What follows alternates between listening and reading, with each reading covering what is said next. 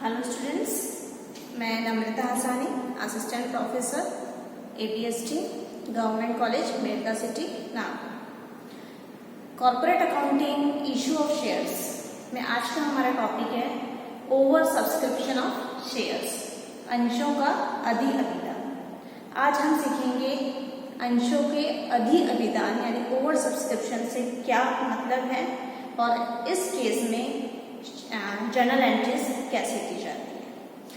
ठीक है, last lectures में मैं आपको बता चुकी हूँ ऑथराइज शेयर्स क्या हैं, इशू शेयर्स क्या हैं, सब्सक्राइब शेयर्स क्या हैं। ठीक है, एक एग्जांपल हम लेते हैं किसी कंपनी में कि ऑथराइज शेयर्स जो हैं, ऑथराइज शेयर्स अज्यूम करते हैं कंपनी के ऑथराइज शेयर्स थे 50,000 इक्विटी शेयर्स। कंपनी ने पब्लिक में शेयर्स इशू किए, पब्लिक में जो कंपनी ने शेयर्स इशू किए, ये जरूरी नहीं है पूरे के शेयर्स इशू किए जाए क्योंकि ऑथराइज तो पूरे लाइफ टाइम के लिए होते हैं। कंपनी अपने पूरे जीवन काल में जितने शेयर्स ऑथराइज होते हैं इशू कर सकती है, ये सब हम डिस्कस कर चुके हैं। इशू शेयर्स कंपनी ने किए 30,000 शेयर्स, 30,000 शेयर्स कंपनी ने इशू किए। अब क्या पब्लिक अप्लाई करेगी, सब्सक्राइब करेगी, शेयर्स के लिए एप्लीकेशन देगी। मान लीजिए जो सब्सक्राइब शेयर्स थे जिनके लिए एप्लीकेशन आई वो 40,000 शेयर्स के एप्लीकेशन आते। कंपनी ने तो इशू ही 30,000 किए थे, जबकि एप्लीकेशन कितने शेयर्स के लिए आ गए 40,000 शेयर्स के लिए। तो जितने शेयर्स कंपनी ने इशू किए, अगर उससे ज्यादा शेयर्स के लिए एप्लीकेशन आ जाती है तो हम इस सिचुएशन को क्या कहते हैं, ओवर सब्सक्रिप्शन ऑफ शेयर्स। देखिए दोनों सिचुएशन हो सकती है। जितने शेयर्स कंपनी ने इशू किए 30,000 शेयर्स, ये भी पॉसिबल है कि इससे कम शेयर्स के लिए पब्लिक अप्लाई करे। जरूरी नहीं है पब्लिक पूरे 30,000 शेयर्स को लेने के लिए अप्लाई करे।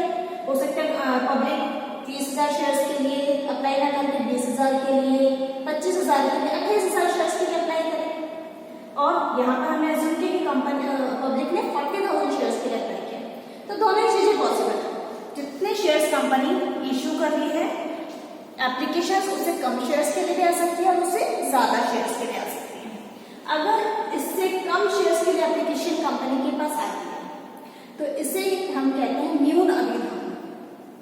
ठीक है, न्यून अभिदान, अंशों का न्यून अभिदान। न्यून अभिदान की सिचुएशन में कंपनी को कोई प्रॉब्लम नहीं होती है। क्यों? क्योंकि कंपनी ने 30,000 शेयर्स इशू किए हैं। अगर 28,000 शेयर्स के लिए एप्लीकेशन आई है तो कंपनी सारे एप्लीकेंट्स को शेयर्स अलॉट कर सकती है। बट अगर 30,000 शेयर्स इशू किया, 40,000 एप्लीकेशन आ गई, 40,000 शेयर्स खरीदने के लिए एप्लीकेशन आ गई, तो अब प्रॉब्लम यह है कि किसको अलॉट किए जाए। शेयर्स तो 30,000 ही है, एप्लीकेंट्स 40,000 है, 40,000 शेयर्स के लिए एप्लीकेशन आई है, तो 10,000 ज्यादा शेयर्स तो कंपनी अलॉट नहीं कर सकती। जितने उसने इशू किए हैं उतने ही कंपनी अलॉट कर सकती है। तो ऐसी सिचुएशन से निपटने के लिए कंपनी के पास दो ऑल्टरनेटिव है। क्या? पहले तो जितने शेयर्स ने अप्लाई किया है सभी को यदानुपात बंटन कर दिया जाए। यदानुपात प्रो रेटा, एक रेशो कैलकुलेट कर लेगी कि कितने शेयर्स के लिए एप्लीकेशन आई है और हमारे पास कितने शेयर्स हैं, वो रेशो कैलकुलेट करके सभी को ही अलॉटमेंट कर दिया जाएगा। जैसे इस केस में 40,000 एप्लीकेशन आई हैं, जबकि शेयर्स कितने 30,000। रेशो कैलकुलेट कर दिया, जिसने 4 शेयर के लिए अप्लाई किया होगा उसको 3 शेयर ही कंपनी अलॉट कर पाएगी। ठीक है, मान लीजिए कंपनी ने के पास 1 लाख शेयर्स इशू किए, 1 लाख शेयर्स इशू किए, एप्लीकेशन आ गई 2 लाख शेयर्स की, 2 लाख शेयर्स की एप्लीकेशन आ गई। शेयर्स 1 लाख की इशू किए थे, एप्लीकेशन 2 लाख के लिए आ गई। मतलब 2 शेयर्स पे कंपनी कितने शेयर देगी, एक 50% शेयर देगी। जिसने 2 शेयर के लिए अप्लाई किया है कंपनी उसको 1 शेयर अलॉट कर देगी। तो ये रेशो कैलकुलेट कर लिया जाता है, इसी को ही कहा जाता है प्रो रेटा अलॉटमेंट। यानी कंपनी सारे शेयर होल्डर जिन्होंने भी एप्लीकेशन दिए हैं, जिन्होंने भी एप्लीकेशन दिए हैं सभी को अलॉट करेगी, लेकिन रेशो में अलॉट करेगी। मान लीजिए शेयर्स तो थे 1 लाख, एप्लीकेशन आ गई 3 लाख शेयर के लिए, 3 लाख शेयर के लिए एप्लीकेशन आ गई। क्या रेशियो कैलकुलेट हो गया, 3:1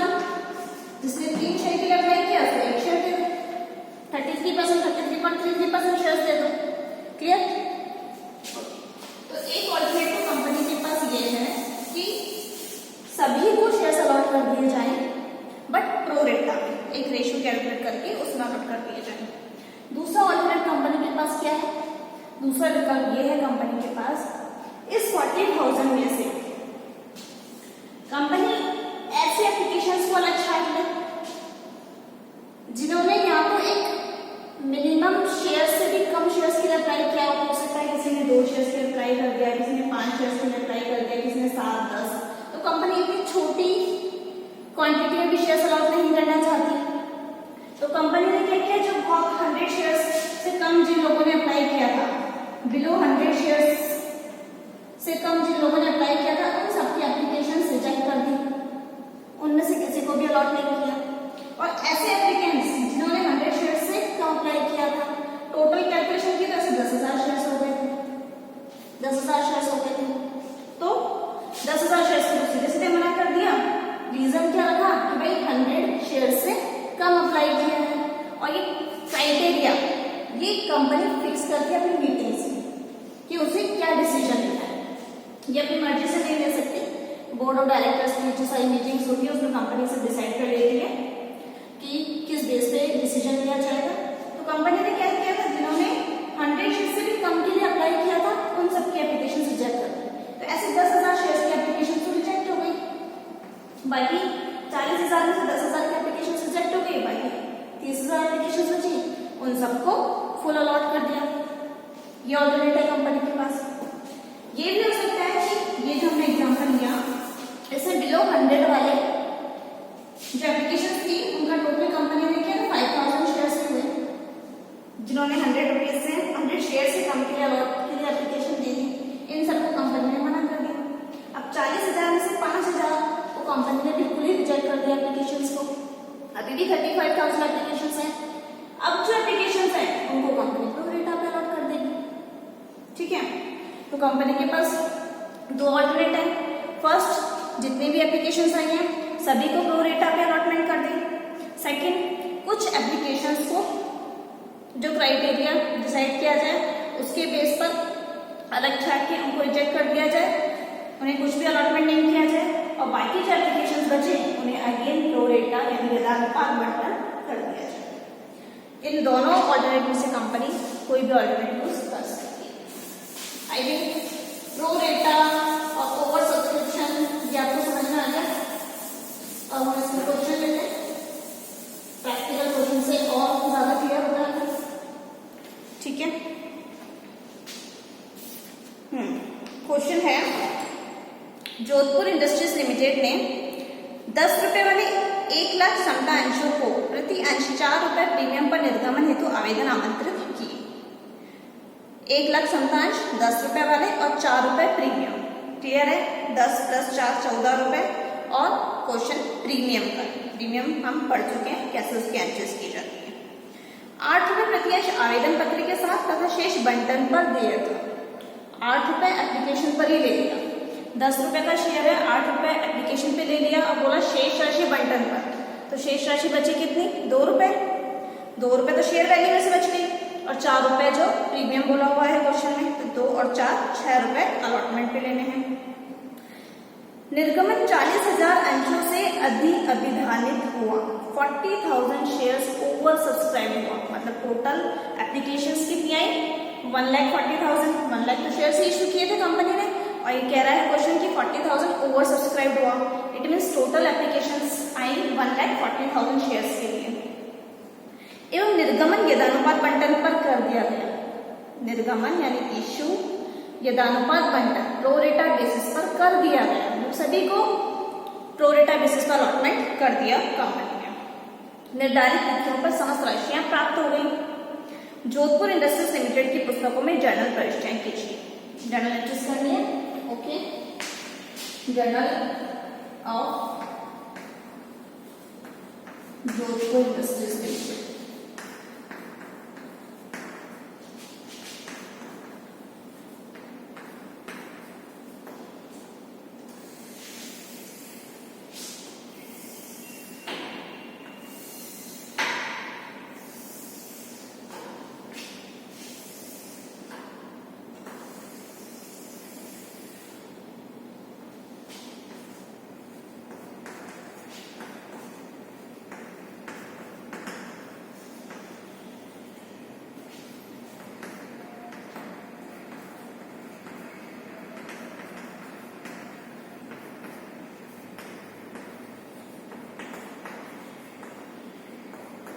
ठीक है, जर्नल को फॉर्मेट हमने बना दिया। क्वेश्चन में यहाँ पे नोट नहीं कर रही हूँ, सिंपल क्वेश्चन है, हमें वैसे ही याद हो गया। 1 लाख शेयर्स कंपनी ने इशू किए थे, 40,000 ओवर सब्सक्राइब्ड है, टोटल 1,40,000 एप्लीकेशन हमारे पास आई हैं। 8 रुपीज एप्लीकेशन के साथ ले लिया कंपनी ने, और बाकी 2 रुपए से बोला अलॉटमेंट के साथ लेना है, तो 2 रुपए अलॉटमेंट के साथ, और प्रीमियम का क्वेश्चन है तो प्लस 4 रुपीज और, तो 6 रुपीज टोटल हम अलॉटमेंट के साथ ले लेंगे। किसी को भी रिजेक्ट नहीं किया है, सारा प्रो डेटा बेसिस पर अलॉटमेंट किया है, और सारी की सारी राशियां प्राप्त हो गई हैं। कोई भी शेयर होल्डर ऐसा नहीं है जिसने पेमेंट नहीं किया। यही क्वेश्चन है, स्टार्ट करते हैं। सबसे पहले bank account debit equity share application.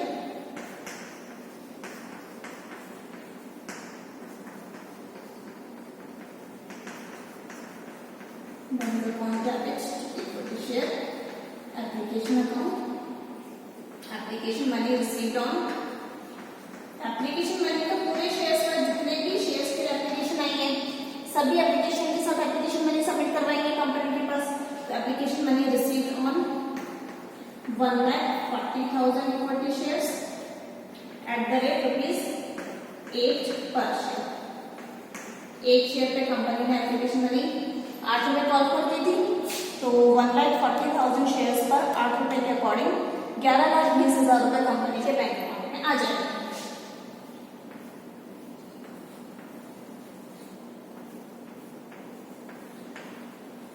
11,20,000 रुपए एप्लीकेशन मनी कंपनी के पास आ गया। एप्लीकेशन मनी को हम ट्रांसफर करेंगे अलॉटमेंट कैपिटल अकाउंट में। Equity share application account debit to equity share capital account. अच्छा, अब यहां पर एक बात समझने वाली है, एप्लीकेशन मनी तो टोटल हमारे पास 1,40,000 शेयर्स पर आ गई थी, बट एक्चुअल में कंपनी के पास तो 1 लाख शेयर्स है। 40,000 शेयर्स तो कंपनी इशू ही नहीं करेगी, प्रो रेटा पे करेगी। 1,40,000 शेयर्स को 1 लाख देगी। इसमें क्या रेशियो रहेगा कंपनी का? 1,40,000 शेयर के लिए एप्लीकेशन आई है, जबकि कंपनी के पास 1 लाख शेयर्स है। तो जिन्होंने भी 140 शेयर्स के लिए अलॉट एप्लीकेशन दी होंगी उसको 100 शेयर्स दे देगी। 14 शेयर्स के लिए अप्लाई किया होगा उसको 10 शेयर्स कंपनी दे देगी। इस रेशियो के बेसिस पे कंपनी अलॉटमेंट करेगी। एक्चुअल में कंपनी इशू तो कितने ही करेगी? 1 लाख शेयर से करेगी। तो कैपिटल जो कंपनी के अकाउंट में जाएगी वो तो 1 लाख शेयर की ही जाएगी। Equity share application account debit equity share capital. Application money on 1 lakh equity shares transferred to capital account.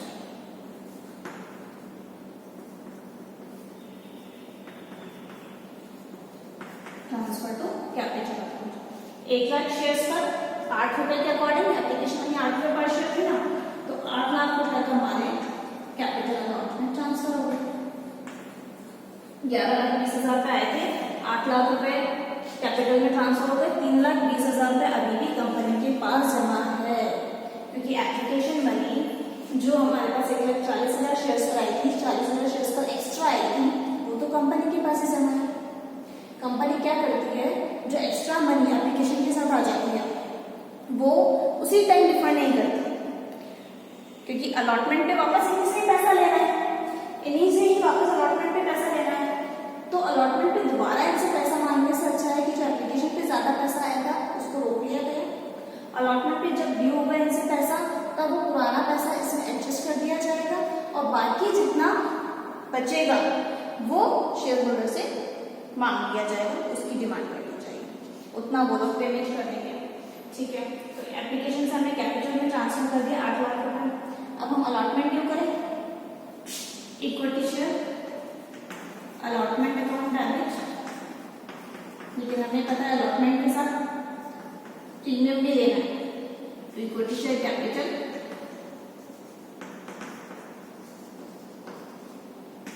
और 2 सिक्योरिटीज फी।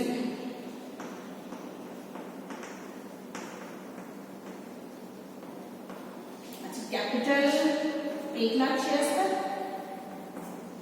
कैपिटल कितना अलॉटमेंट में 2 रुपए 8 रुपए तो वही ले लिया, तो 2 रुपए बाकी बचा। और 1 लाख शेयर्स पर ही 4 रुपए के हिसाब से प्रीमियम, यानी 2 लाख रुपए तो हमारे पास कैपिटल का अमाउंट आ जाएगा अलॉटमेंट का, और 4 लाख रुपए हमारे पास प्रीमियम का अमाउंट आ जाएगा। टोटल हमारे पास 6 लाख रुपीज आने चाहिए। लेकिन आप बताओ क्या हमारे पास एक्चुअल में 6 लाख रुपए आएंगे? नहीं, क्योंकि यहाँ पर जो शेयर होल्डर्स हैं उन्होंने एक्स्ट्रा अमाउंट दे रखा है एप्लीकेशन के साथ। लोग तो वही है, एप्लीकेंट्स तो वही है। अप्लाई तो उन्होंने 14 शेयर के लिए किया था, आपने उनको 10 शेयर दिए, उन्होंने 14 शेयर के लिए अप्लाई किया, 14 के लिए एप्लीकेशन मनी डिपॉजिट करा दिया आपके पास, आपने उनको 10 ही शेयर दिए, कंपनी ने 10 शेयर दिए, तो 4 शेयर की एप्लीकेशन मनी अभी भी कंपनी के पास जमा है। तो जब कंपनी उनसे अलॉटमेंट का पैसा लेने जाएगी कि 2 और 4 6 रुपए के हिसाब से, तो वो बोलेंगे हमारा पहले 4 शेयर का एप्लीकेशन मनी आपके पास जमा है, उसको एडजस्ट करो और बाकी का हम पेमेंट कर देंगे, यही बोलेंगे। ठीक है, हमारे पास पड़ा रही है पैसा, इसको हम पहले अलॉटमेंट में ट्रांसफर करेंगे। कैसे? अभी ये पैसा कौन सा अकाउंट में पड़ा है? एप्लीकेशन अकाउंट में, एप्लीकेशन से अलॉटमेंट में ट्रांसफर करेंगे। Equity share application account direct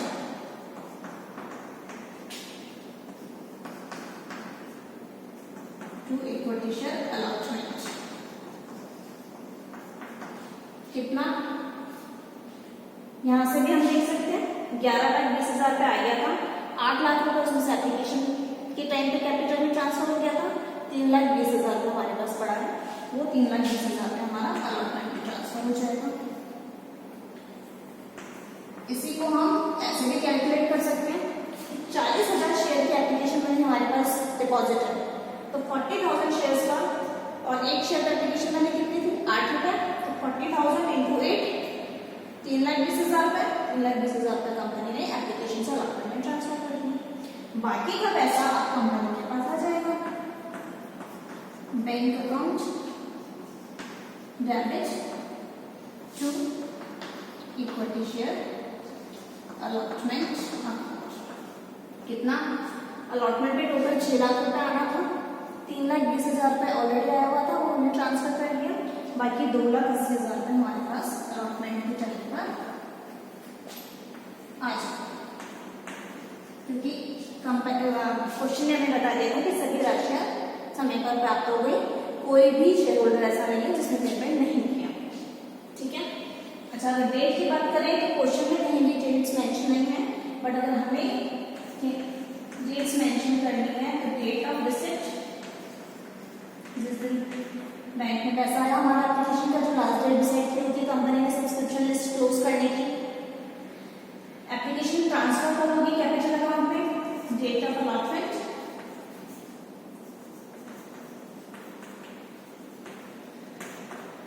same allotment due होगा डेट ऑफ अलॉटमेंट पे, एप्लीकेशन का पैसा अलॉटमेंट में ट्रांसफर होगा अलॉटमेंट वाली डेट पर, और बाकी का अलॉटमेंट का पैसा जो लास्ट डेट कंपनी ने अलॉटमेंट मनी के लिए डिसाइड की होगी कि इस तारीख तक अलॉटमेंट का पैसा शेयर होल्डर्स को डिपॉजिट कराना है, तो last date for payment of allotment जो भी कंपनी ने डिसाइड की होगी वो यहाँ आ जाएगी, last date for payment of allotment.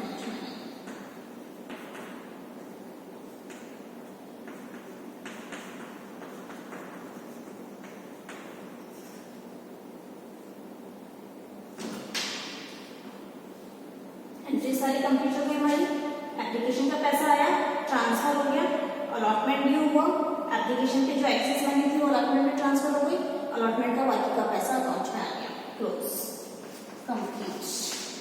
बस यही है ओवर सब्सक्रिप्शन। अच्छा, इसके साथ क्वेश्चन और पूछे जा सकते हैं कि अलॉटमेंट पर किसी शेयर होल्डर ने पैसा नहीं दिया हो, तो वो सारे एडजस्टमेंट क्वेश्चन में हो सकते हैं। इसके लिए हम नेक्स्ट क्वेश्चन लेते हैं।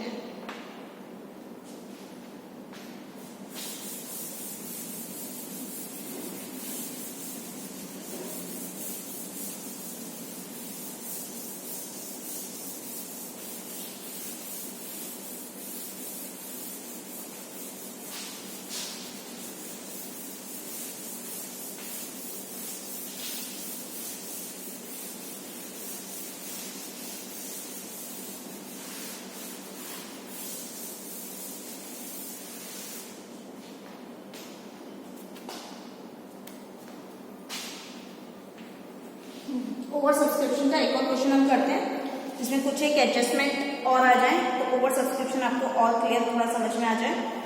ठीक है, नेक्स्ट क्वेश्चन है, जैन लिमिटेड ने 10 रुपए वाले 40,000 अंशों को 3 रुपए प्रति अंश प्रीमियम पर निर्गमित करने हेतु प्रार्थना पत्र आमंत्रित किए। 10 रुपए वाले 40,000 अंशों को 3 रुपए प्रति अंश प्रीमियम पर निर्गमित करने हेतु प्रार्थना पत्र आमंत्रित किए, जिन पर निम्न प्रकार चुकाना था। ठीक है, एप्लीकेशन एंड अलॉटमेंट दोनों वर्ड एक साथ लिखें। आवेदन एवं बंटन पर 6 रुपए प्रति अंश और ब्रैकेट में दिया है अंश प्रीमियम सहित, और ऊपर हमें बता रखा था प्रीमियम कितना लेना है, 3 रुपए प्रति अंश, मतलब 6 रुपए प्रीमियम सहित तो 3 रुपए कैपिटल का अमाउंट और 3 रुपए प्रीमियम का अमाउंट। एप्लीकेशन और अलॉटमेंट ने साथ में ले लिया इसने। नेक्स्ट बोला फर्स्ट कॉल पे 4 रुपए और सेकेंड एंड फाइनल कॉल पर 3 रुपए। 68,000 अंशों के लिए प्रार्थना पत्र आता है। इशू तो उसे 40,000 ही किए, 68,000 मतलब 28,000 शेयर्स ओवर सब्सक्राइब है, अभिधानित है। 8,000 अंशों के प्रार्थना पत्रों को अस्वीकृत कर दिया, टोटली रिजेक्ट कर दिया। मैंने बताया था सेकंड ऑल्टरनेट कि कुछ एप्लीकेंट्स को तो पूरा रिजेक्ट कर दो और बाकी को प्रोरेटा पे अलॉटमेंट कर दो, तो वो दोनों चीजें इसमें आ गई। 8,000 अंशों के प्रार्थना पत्रों को अस्वीकृत कर दिया, उन पर प्राप्त हुई आवेदन राशि लौटा दी। शेष प्रार्थना पत्रों के आवेदकों को यदानुपात अंश बंटित कर दिए। शेष यानी 68,000 में से 8,000 को तो टोटली मना कर दिया, बाकी 60,000 को प्रोरेटा अलॉटमेंट कर दिया। शेयर्स कितने हमारे पास, 40,000, 60,000 को 40,000 शेयर्स दे दिए। आवेदन एवं बंटन पर अधिक प्राप्त राशि का प्रथम मांग की राशि तो समायोजन कर दिया गया, मतलब जो एप्लीकेशन बनी एक्सेस में आई थी, एप्लीकेशन अलॉटमेंट बनी, उसका यूज कहाँ किया है, प्रथम मांग की राशि हेतु समायोजन कर दिया गया। फर्स्ट कॉल के लिए एडजस्ट कर दिया, रिटर्न नहीं किया, फर्स्ट कॉल के लिए एडजस्ट कर दिया। 120 अंशों पर बकाया प्रथम मांग राशि प्राप्त नहीं हुई। अब देखो कॉल सिनेरियो भी आ गया इस क्वेश्चन में, दोनों आ गया कि कुछ एप्लीकेंट्स को मना कर दिया, कुछ एप्लीकेंट्स को प्रोरेटा बेसिस पर अलॉटमेंट कर दिया। साथ ही और क्या आ गया, कॉल सिनेरियो भी आ गया। 120 अंशों पर बकाया प्रथम मांग राशि प्राप्त नहीं हुई और 300 अंशों पर द्वितीय एवं अंतिम मांग राशि प्राप्त नहीं हुई। जैन लिमिटेड की पुस्तकों में जर्नल प्रविष्टियां लीजिए। क्वेश्चन में नोट कर ही लीजिए यहाँ पे इन शॉर्ट, ताकि आपको भी क्वेश्चन सामने रहे आपके। इशू शेयर्स कितने, इशूड है 40,000 शेयर्स। अच्छा, इशू किए हैं 3 रुपए प्रति अंश प्रीमियम पर और शेयर है 10 रुपए का, तो हम यहाँ लिख सकते हैं 10 + 3 ऐसे इशू किए, 10 रुपए कैपिटल का अमाउंट और 3 रुपए प्रीमियम पर। अच्छा, एप्लीकेशन रिसीव्ड कितनी हुई है, एप्लीकेशंस रिसीव्ड 68,000 शेयर्स।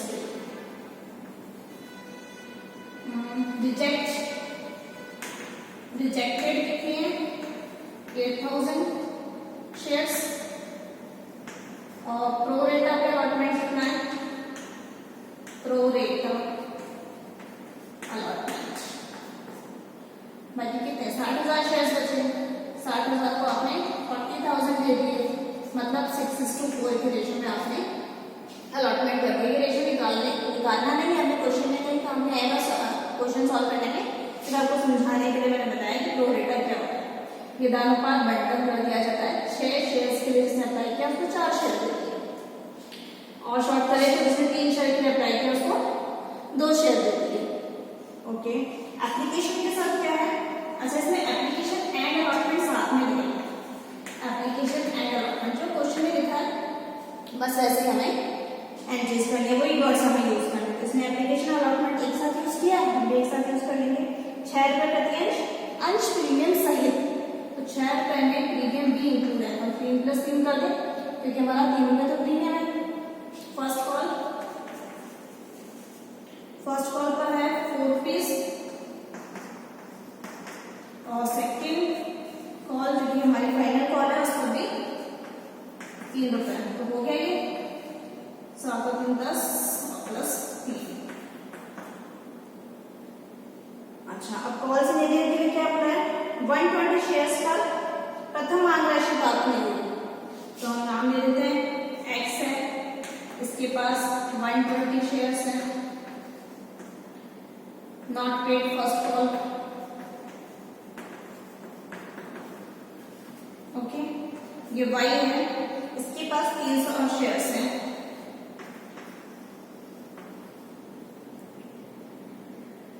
अच्छा, 130 अंशों पर बकाया प्रथमांक राशि प्राप्त है और 300 अंशों पर द्वितीय अंतिमांक राशि प्राप्त है। मतलब टोटली 120 शेयर्स हैं जिस पर फर्स्ट कॉल रिसीव की हुई है और 300 शेयर्स हैं जिस पर सेकंड कॉल रिसीव की हुई है।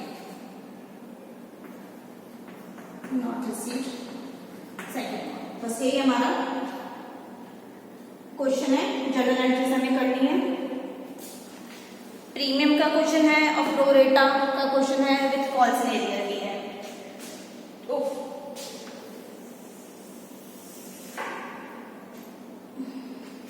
और स्पेस अगर मुझे मिल सकता है तो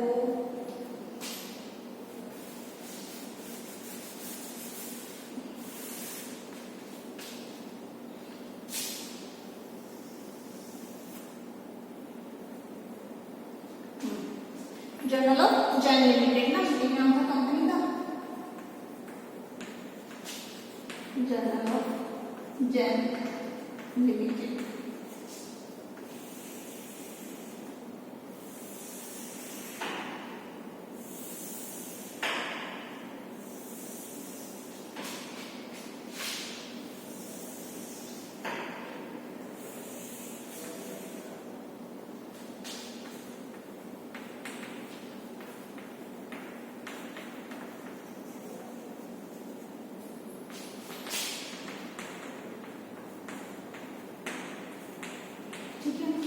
स्पेस कम है तो सारी एंट्रीज आ जाए, इसमें मैं नरेशन आपको बता दूंगी और वैसे भी नरेशन आपको हर क्वेश्चन में अभी तक सिखाती हुई आई हूँ, इसमें नरेशन नोट नहीं करेंगे, आपको बता देंगे।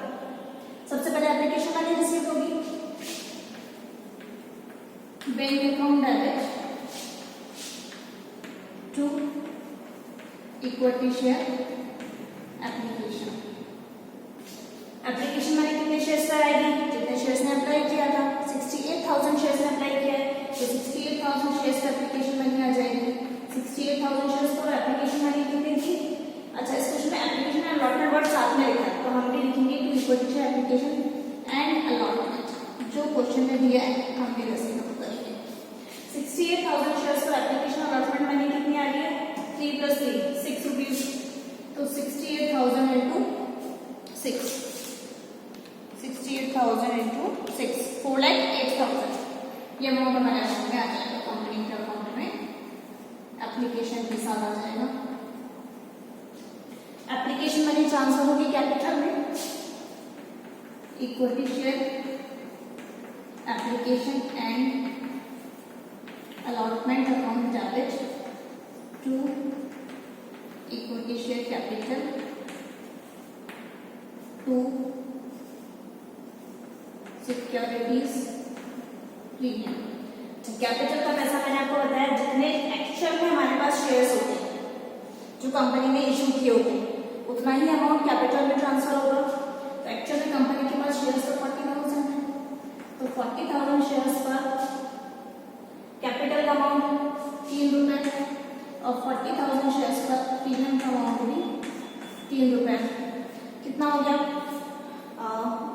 1,20,000 रुपीज हमारे कैपिटल की वैल्यू और 1,20,000 प्रीमियम वैल्यू, 2,40,000 रुपीज हमारा ट्रांसफर हो गया कैपिटल अकाउंट में। Application and allotment money transfer to capital account and securities premium. 4,08,000 रुपए हमारे पास टोटल आ गए थे, 2,40,000 रुपए हमारे ट्रांसफर हो गए, यूटिलाइज हो गए एप्लीकेशन का अलॉटमेंट, एप्लीकेशन एंड अलॉटमेंट। बाकी का बैलेंस किस चीज का बैलेंस है, वो जो 28,000 शेयर्स पर 68,000 शेयर्स की एप्लीकेशन मनी आई थी, 28,000 ज्यादा शेयर्स की एप्लीकेशन मनी आई थी, वो अभी भी हमारे पास यहाँ पड़ी है। क्लियर, ठीक है। अब हम पहले अलॉटमेंट ड्यू करते हैं। Equity share allotment account, sorry इस क्वेश्चन में अलॉटमेंट तो है ही, अलॉटमेंट और एप्लीकेशन हम साथ में ले चुके। फर्स्ट कॉल ड्यू करते हैं, इक्विटी शेयर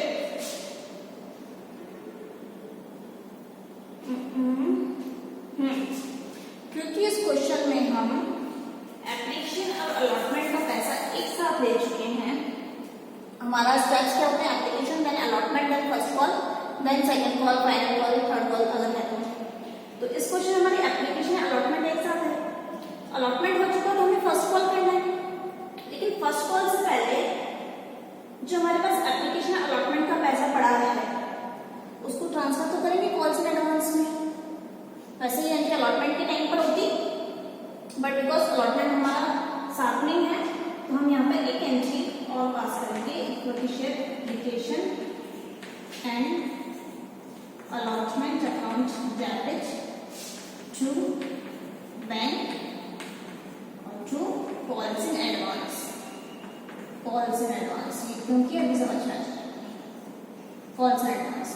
अच्छा, बैंक जो 8000 शेयर्स को हम कुछ भी शेयर्स अलॉट नहीं करें उनकी एप्लीकेशन मनी रिफंड करेंगे। 8000 शेयर्स पर 6 रुपए के अकॉर्डिंग, 6 रुपए की ना 3 + 3 6 रुपए के अकॉर्डिंग उन्होंने जमा कराई थी, तो 6 रुपए के अकॉर्डिंग उनको पेमेंट कर देंगे। 8000 शेयर्स पर 6 रुपए के अकॉर्डिंग 48,000 रुपीज का हमको पेमेंट कर देंगे।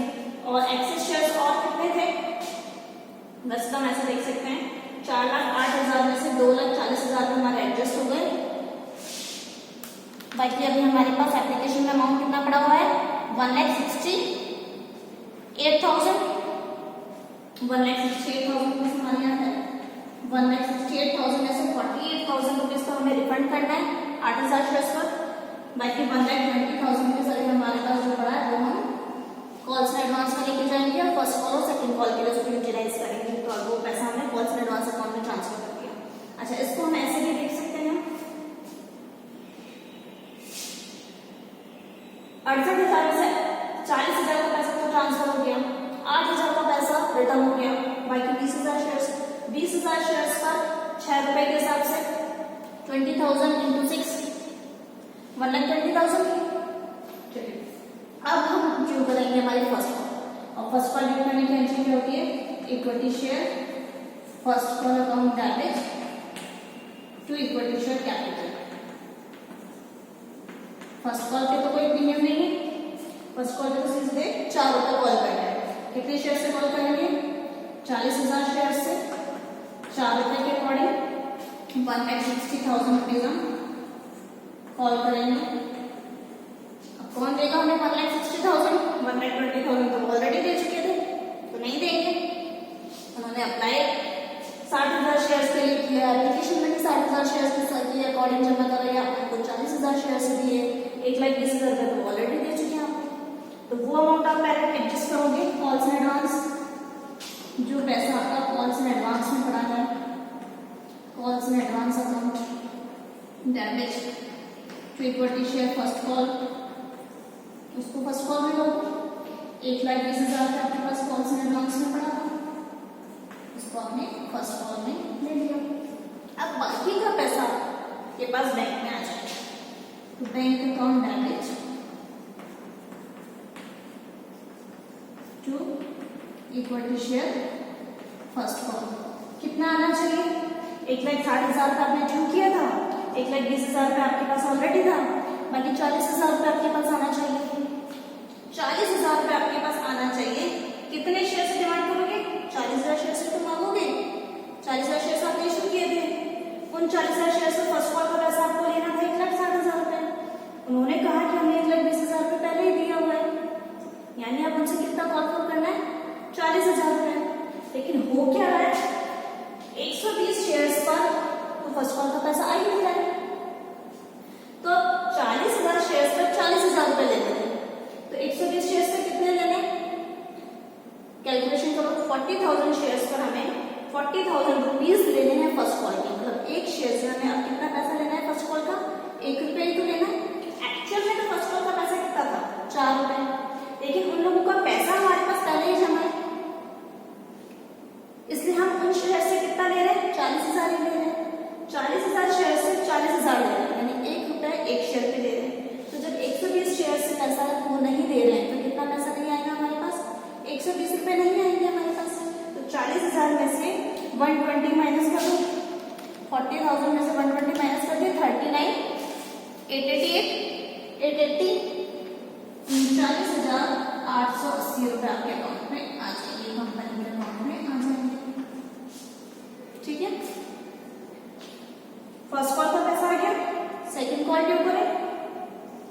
Equity share, second call account debit to equity share capital. अच्छा, सेकंड कॉल भी आप कॉल करोगे 40,000 शेयर से, और एक शेयर पे कितना लेना है सेकंड कॉल का? 3 रुपए।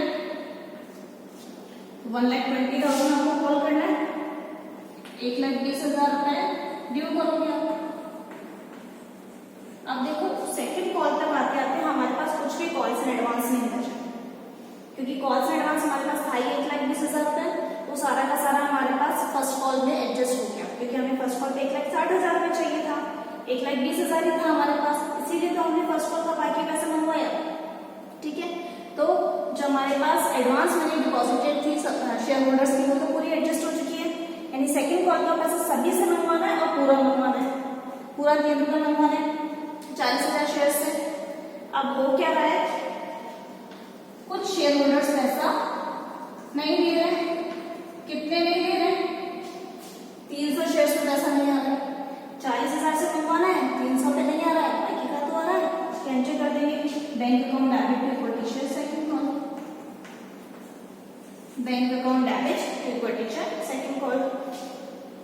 दोनों तरीके से कर सकते हैं। 300 शेयर्स पर 3 रुपए के हिसाब से देख लो कितने होते हैं, 900 रुपीज माइनस कर दो, 1,20,000 में से 900 रुपए नहीं आ रहे, तो 1,19,100 रुपए आपके पास आ रहे हैं, 1,19,100।